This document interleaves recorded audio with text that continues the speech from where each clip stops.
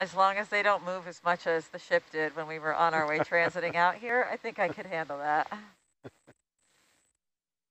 We had quite a bit of side-to-side motion. We were rolling. Yeah, it was not quite rolling you out of your bunk level, but I thought about it.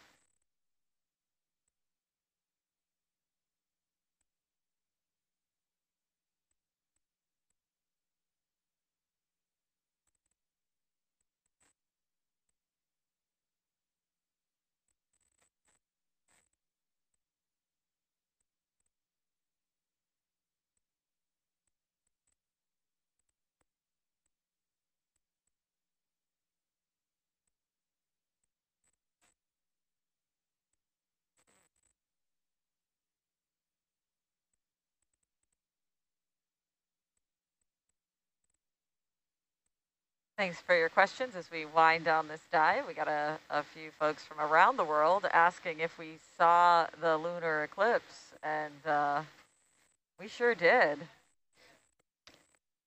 Yeah, there was clear skies. It was a really nice sight last night. Just before we came on the watch, it peaked. Yeah, right around 11 p.m. our local time here. Right. Was, and very comfortable to step outside in, what, mid-70s, upper 70s to watch. Yes.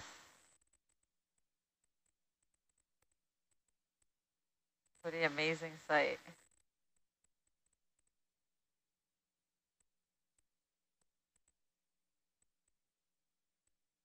Yeah, we've had some nice astronomical delights out there and sunrises and sunsets. So mentioned this green flash earlier. I told Kimberly not to get her hopes up, but that I had seen 2 green flashes at sunrise during the last expedition. And I had thought the sun was already above the horizon. It was hard to tell because of brightly lit clouds. But as it turned out, we had one doozy of a green flash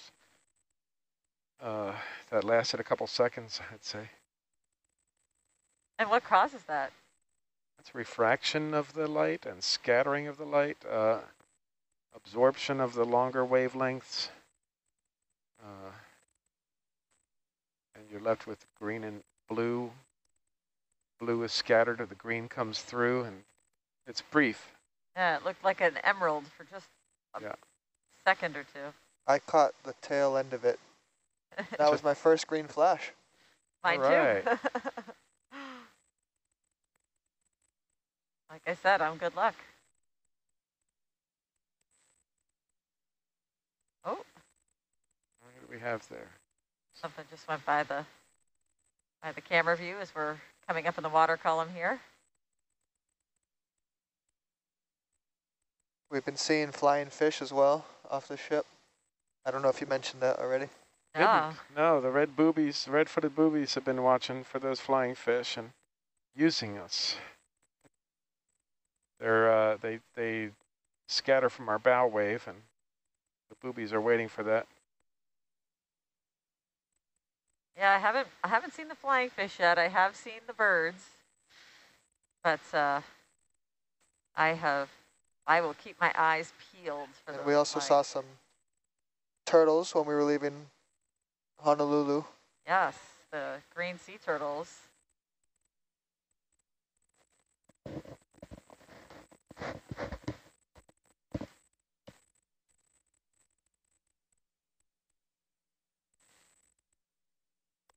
Hoping to see some of these North Pacific humpbacks that are returning to this area for breeding.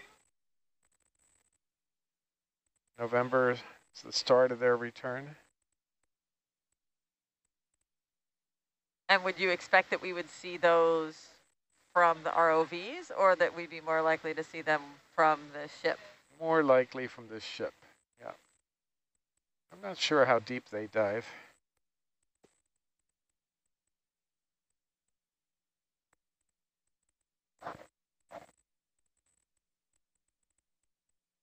But that sperm whale visit in the Gulf of Mexico, I think, is the only whale visit that Nautilus has had.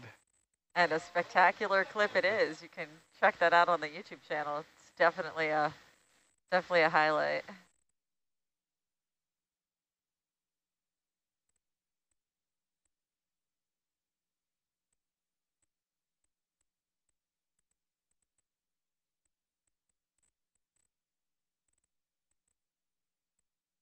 I think that was at 300 or 400 meters down. Folks, the science team members, I wasn't on board, but science team members had seen a whale at the surface, and then about 15 minutes later is when the Herc got that visit. Spectacular. Stephen, what's the best highlight that you've been present for on a dive in your various trips with Nautilus? Well, on my first dive, it might have been my first or second watch, is when we found the octopus garden in the Monterey Bay Marine Sanctuary. Wow. So that was a big one to start with. Yeah, it's amazing. That's the video that went viral that I saw that inspired me to apply for this position. So that's cool. Thanks so much for bringing that to that's great. Bringing that to light.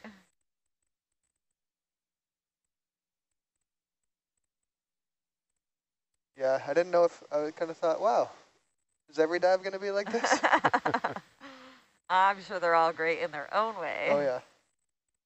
I also really enjoyed seeing some of the big Christmas tree corals, as we called them.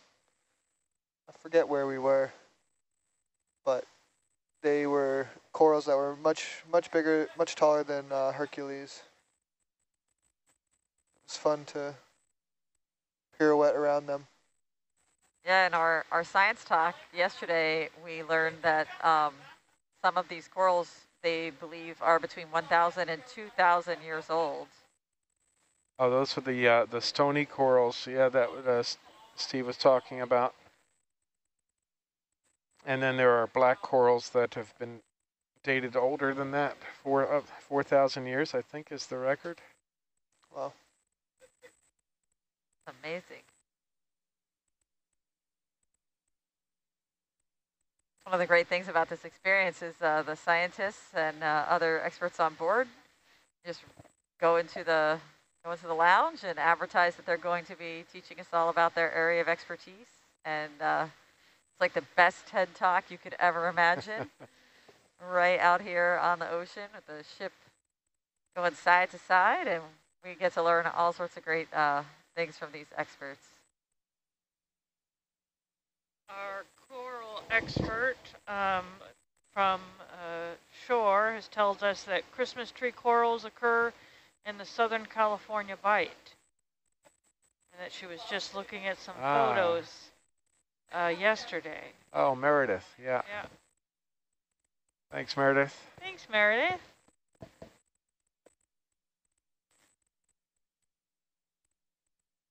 That makes sense because I don't know if the Channel Islands would be in that area, but yeah. I've done a lot of dives there.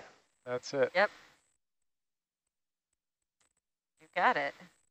And that must be the expedition we sailed on together, Stephen. And it's off the Southern California Bight. All right, so we got another question in the chat, and I asked this question yesterday at our corals briefing.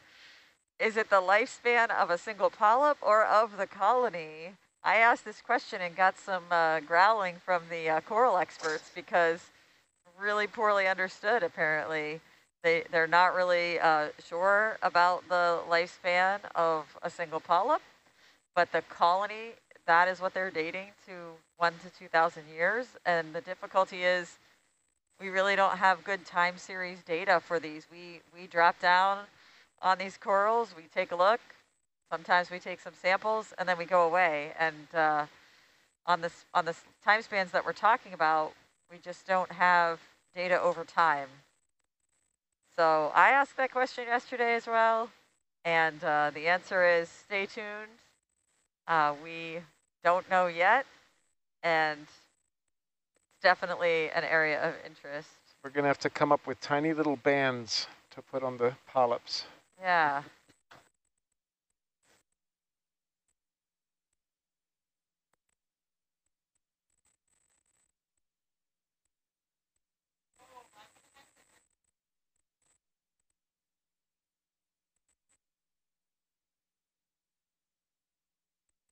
One of the other difficulties of dating the corals that we learned about yesterday is that while the corals are building their skeletons, the skeletons are also being dissolved at the same time into the seawater. So it's kind of a balancing act.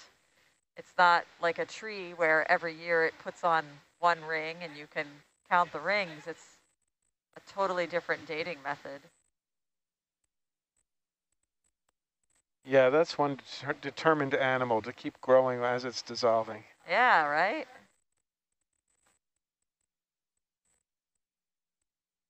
We're about 50 minutes from the surface.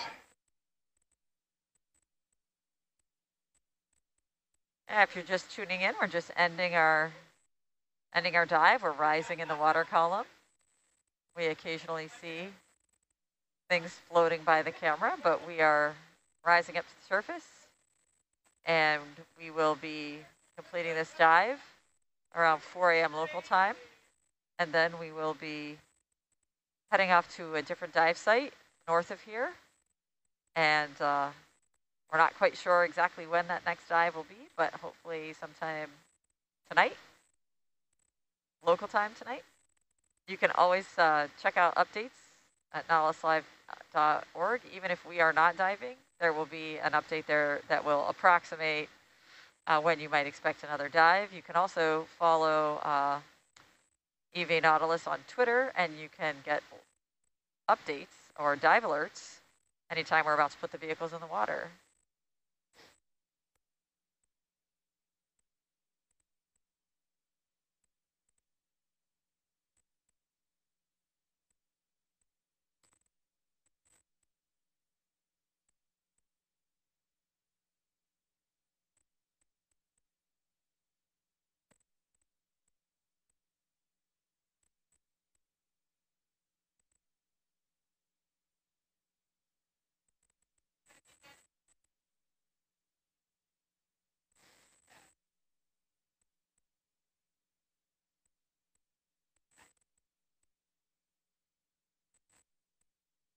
Kimberly, how many interactions do you have this morning?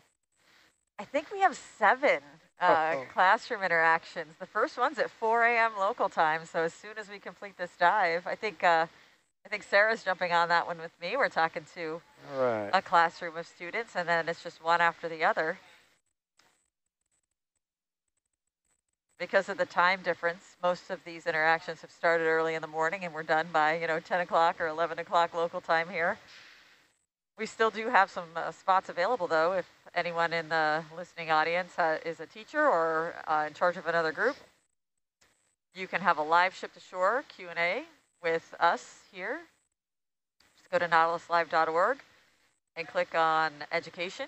There's a form there that you can fill out, not just for this cruise, but continuing on to the next cruise. You can join us via our satellite link and get a chance for you and your students to ask us questions.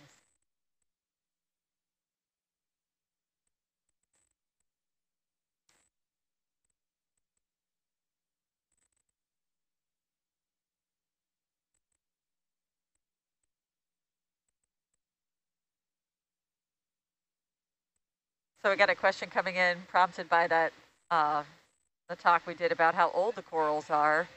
A question about the impact of ocean acidification. Are we seeing impacts out here on these deep sea corals, or is that mainly an impact on the shallow corals? Well, I think our goal here is to get a snapshot of what's going on now so that we can document change in the future. I don't think there's any obvious signs that you could see as we're observing these corals of an impact, but the oceans are changing, and so yeah, it's important to find out what is out there, how healthy is it, and so we can see how things change. So these sites that we'll be diving on over the next couple of weeks, have there been other deep dives on these sites, or just dives in the area? None on these seamounts. Yep. Most of the exploration of the Papahanaumokuakea Marine National Monument has been within the original 2006 boundaries, the 15 nautical mile. from the coast boundary. It's very little on the outer extended boundaries, which were agreed to in 2016.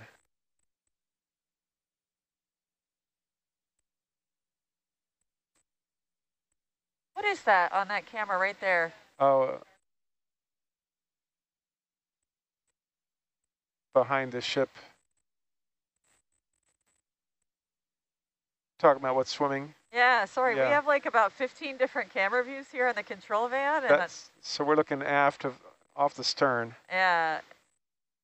Sorry, viewers at home, that's not on one of our feeds, but oh, there just got brought up. That's the back of the ship. Something just swam by. Often these creatures can be attracted by the lights because that assists them in their feeding. So we'll keep an eye on that feed and see if something swims by again. Possibly a shark. Yeah.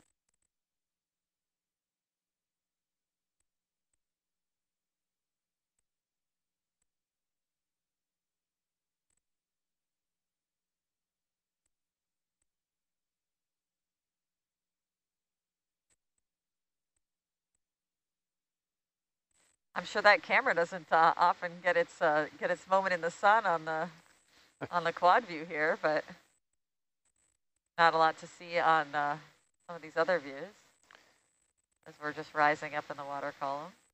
Yeah, we call this one cam wire because it shows the cable going into the water and gives the pilots a sense of the angle, making sure it doesn't, if the ROVs are too far under the ship, you know, it'll be further to the right towards the ship, especially when they're recovering.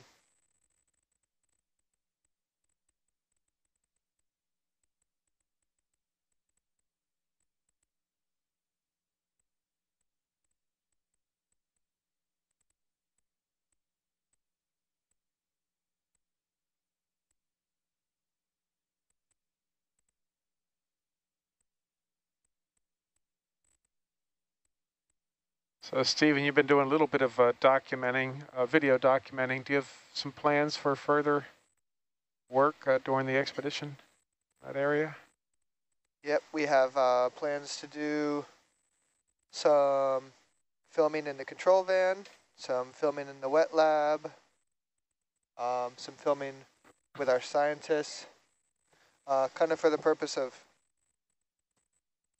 you know, cataloging events and footage from the ship so videos can be produced in the near future or later on when papers are published based on the research done at sea during this expedition.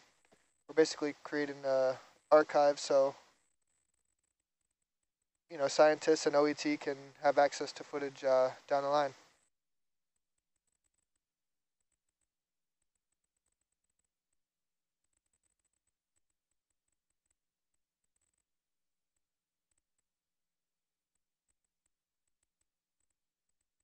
So everybody get ready for your interviews and, you know, us following you around with the cameras in the near future.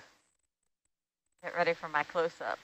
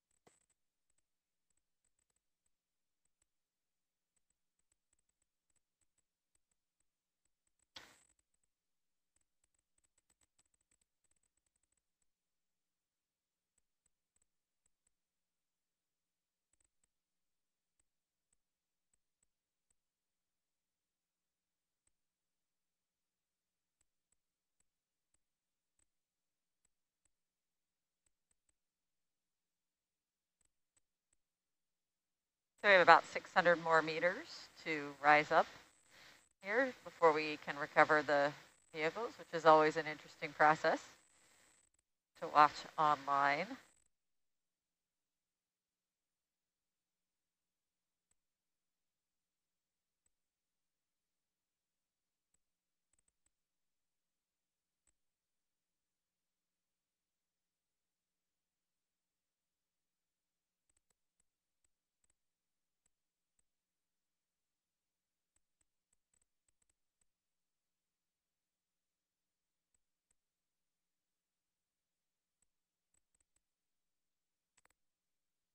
So Sarah, we heard at the top of the dive what your job title is, but can you talk a little bit more about the work that you're doing on this cruise? Sure, yeah. So the data logger position while we are diving documents samples that we collect and where we put those samples on Herc so we can recover them in the lab. And we also document like screen captures of interesting things that the vehicles are seeing. Outside of the watches, we're in the wet lab processing the samples and getting them prepared to ship off. So will all three data loggers be busy in the wet lab? Most likely, yeah. Yeah, we got 3 data loggers on board. So we have the data loggers, and then they will work with the scientists in the wet lab. We do have a lab here on board for storing and processing samples. When the ROVs are not in the water, that is often one of the views that you can see on the live stream. If there are samples being processed, you can check that out. And they do initial preparations here on board, and then the samples, once we get back to port, they'll be shipped to all sorts of various destinations to be further processed and to reveal information, whether biological or geological, or both. I think the data loggers are also doing screen grabs of. Yeah, yep. Capturing pictures, still images from the video. So I want to get those images of that pink coral and show them to Steve and Yeah, I got a lot of those. see what he has to say.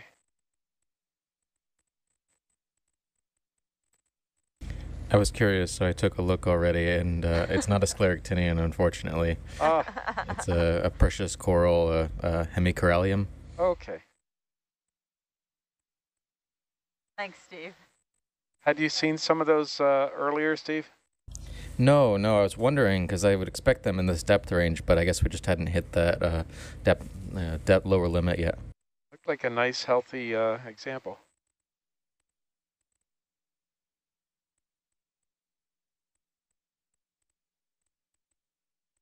So we are getting a question about what was it like the first time that you were on a ship far enough that you could not see the shore? And for us, that was Monday after we left Honolulu.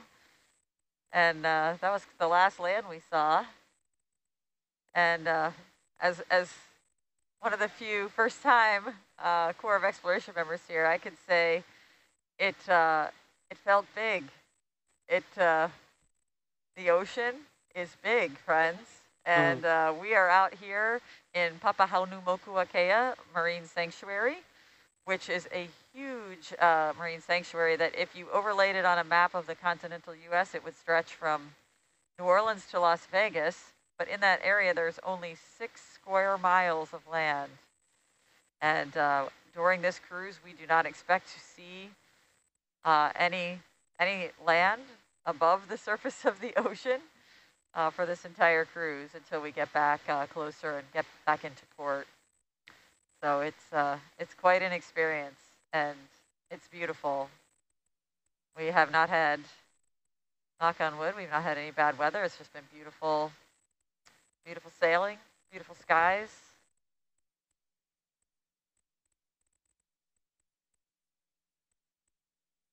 I think my first time was on a 44-foot sailboat coming up the Gulf Stream from Fort Lauderdale back up to Annapolis, and that was a fun little cruise. cruising on the Gulf Stream. Doing 11 or 12 knots on the Gulf Stream. Wow.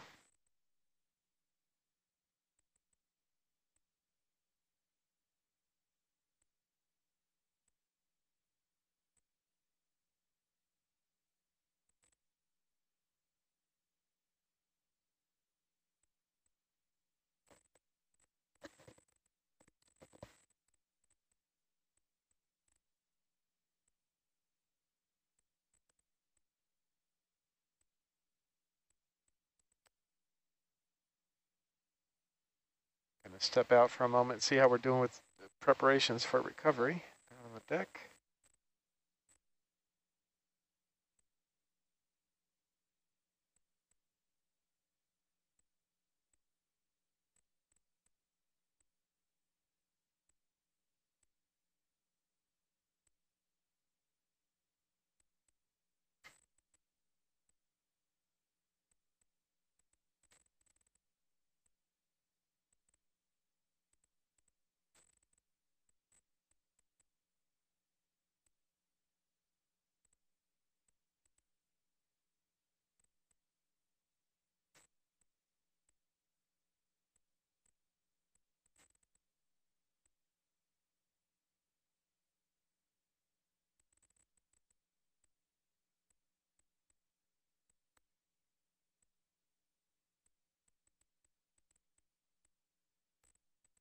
So we're less than 500 meters from the surface here and rising towards vehicle recovery.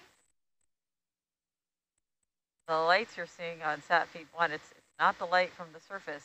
Those are the lights from the vehicle. Occasionally you'll see some small critter drift by. That looks like maybe a tiny shrimp or something there.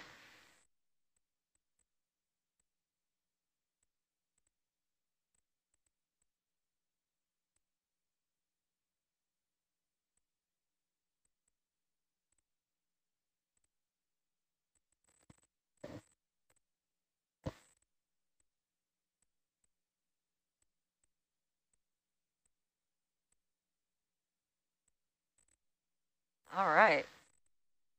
So we've got a geology question from a young viewer.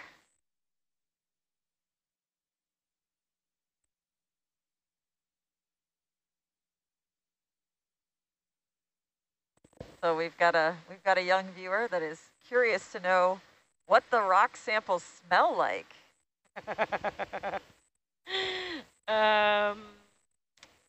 Let's see. I don't think they've ever smelled like funny at all. They smell, they smell like salt water. Okay. Yeah, so it's kind of like that fishy, small saltwater smell when they come right out. That's a good question. Yeah, yeah. I'll have to go down to the wet lab when those samples come up and give them a sniff, see if I can detect anything. We do expect to be taking some biological samples on this trip as well, and I'm just going to go out on a limb and guess that they're going to smell like fish.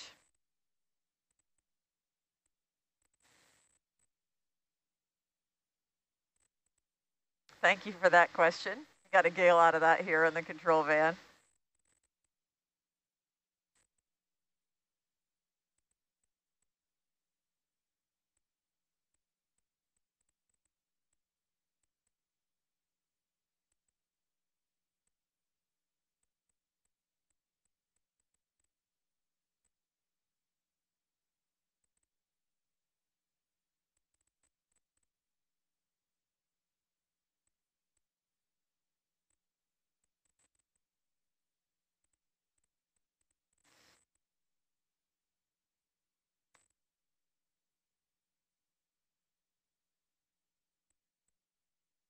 So we're about 30 minutes away from getting the ROVs back on deck. Which is always a super interesting process to watch. We will switch our camera views at that time so that you'll be able to see the on-deck operations and how beautifully the team works together to make sure that we can all be safe doing that process. And then after that, we'll be transiting to our next dive site in Papahanaumokuakea Marine Sanctuary here west of Hawaii. We don't have an estimated time yet on that dive. Hopefully, sometime tonight local time. But you can always check for updates on the website or sign up for following EV Nautilus on Twitter, where you can be the first to receive those dive alerts when the vehicles do go in the water.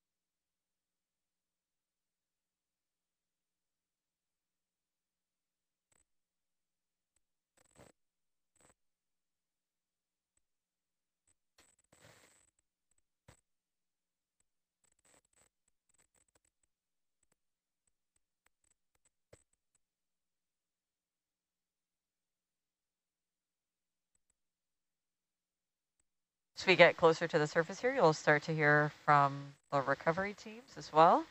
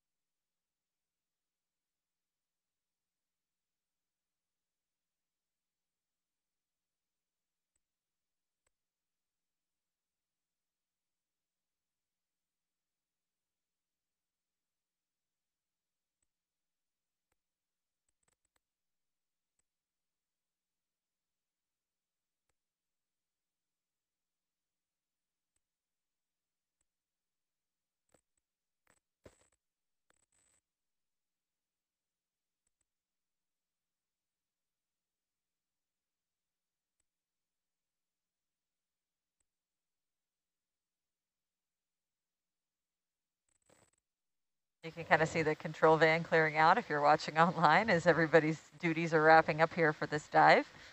But if you missed it, don't worry. We will be diving on this cruise for a couple of more weeks. We have quite a few dives planned. I think 14 dives that we hope to complete during this expedition. And then we'll be going back to port in Honolulu around that first week of December. And then some folks will stay on, some new folks will get on, some of us will have to travel home, and then they'll be doing some other exploration and mapping out here almost up until Christmas. So there will be plenty of opportunities to follow along live. And also check out the YouTube for video highlights, which generally take a couple days to get up there, but we will be posting our most spectacular finds there for you.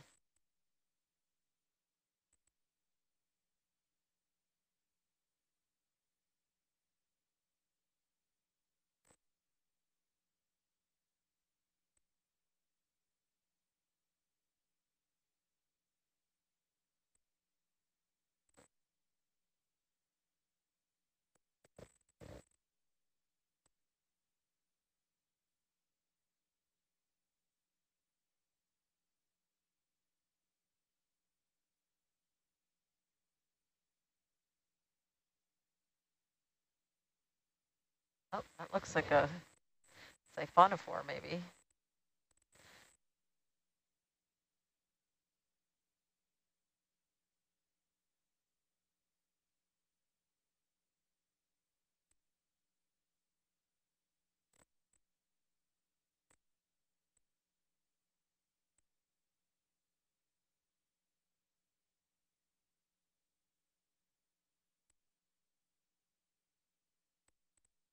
All right, as we're approaching the 300-meter mark, we are going to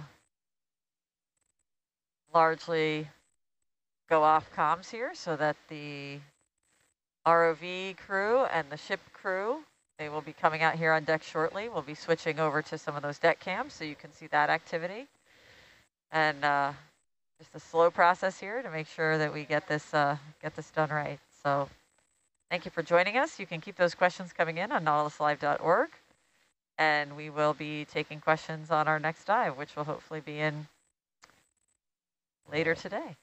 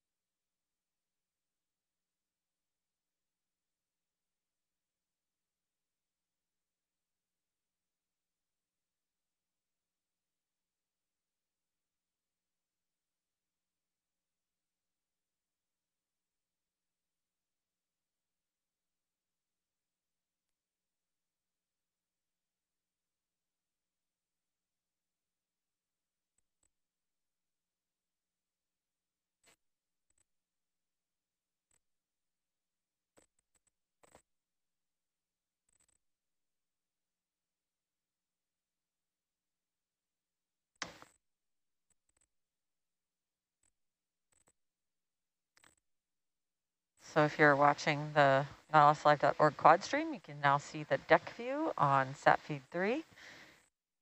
It is still the wee morning hours here in Hawaii. And so it's dark out. They got the big floodlights on there. And very soon they will be taking over the comms and doing our recovery operations.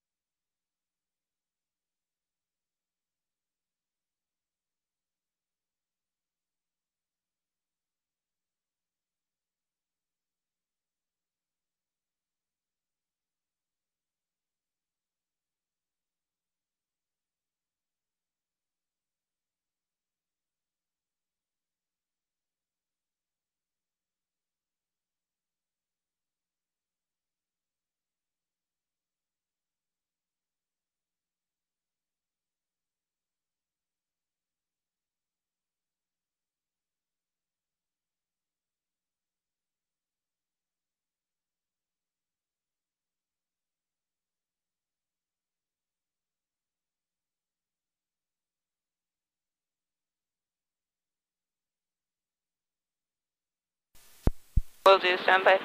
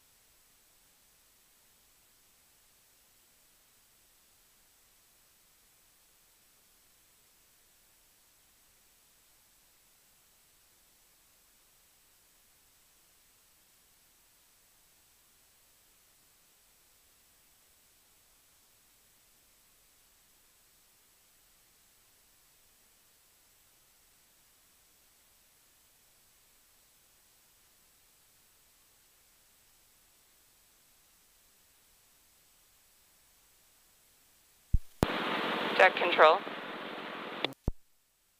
Go ahead. Hey Mark, we're just stopped at 100 meters trying to get Herc a little bit more lined up behind the ship. Roger that. We just turned on the air tuggers. We're waiting on the air compressor to build up a little bit of pressure. We're kind of low right now, so we're holding out. Roger that. Anything I should convey to the bridge? Just ask him for more air pressure. Will do.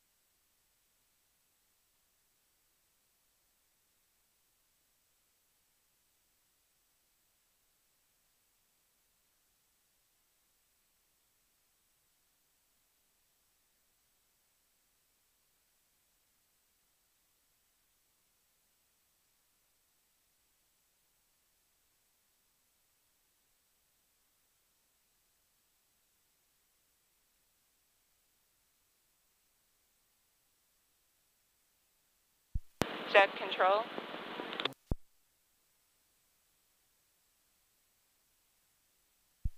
Go ahead for deck. This is Trevor. Mark's in the hold.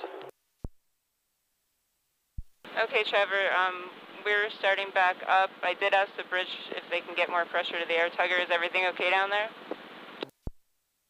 Yeah, Mark is just confirming that the valves are all enabled, and he's coming back on deck now. Should be on radio comms in 10 seconds. Roger, thank you.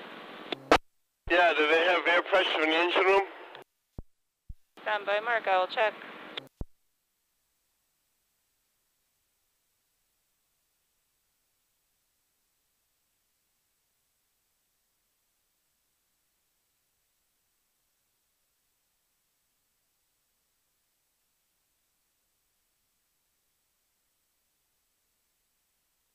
Deck control. Go ahead. Bridge says he just called again, and they said they're looking at it and wait a little bit. Do you want us to hold or just continue to 50 and hold? We'll keep it at 50, and we'll see if it builds up pressure. Roger that.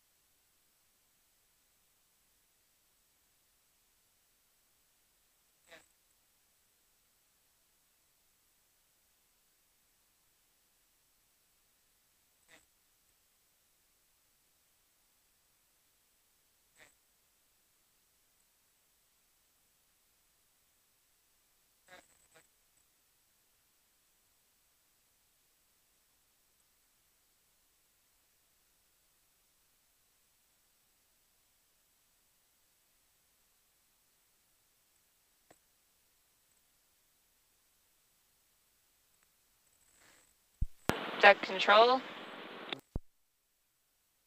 Go ahead. We're all stop at 50 meters. Yeah, roger that. We're just waiting on the instrument. They said the tank's building up pressure. Roger, standing by. Roger that.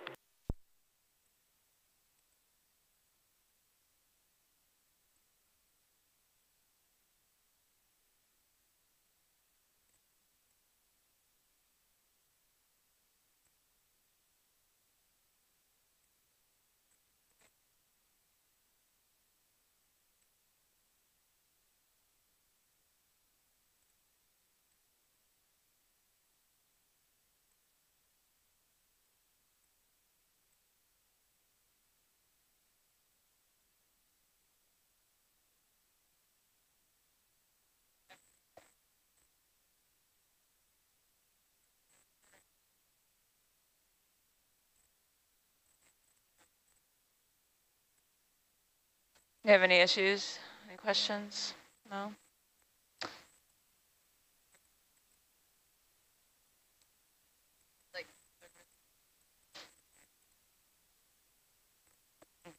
This is more talking than normally happens. Yeah, usually we don't have this, whatever's going on with the air tuggers.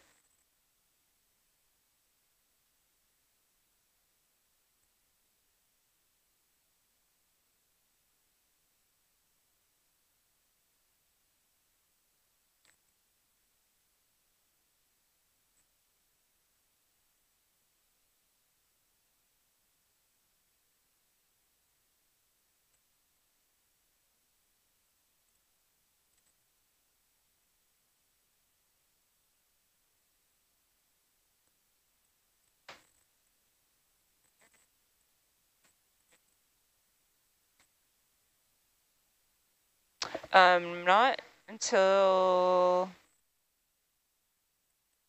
I have to remind myself, stand by. That's what I was gonna say, but then I wasn't sure. But we reduce the thrust when Argus is at 10 meters so it don't get totally jet pumped off. And then Argus gets on deck and then hold position.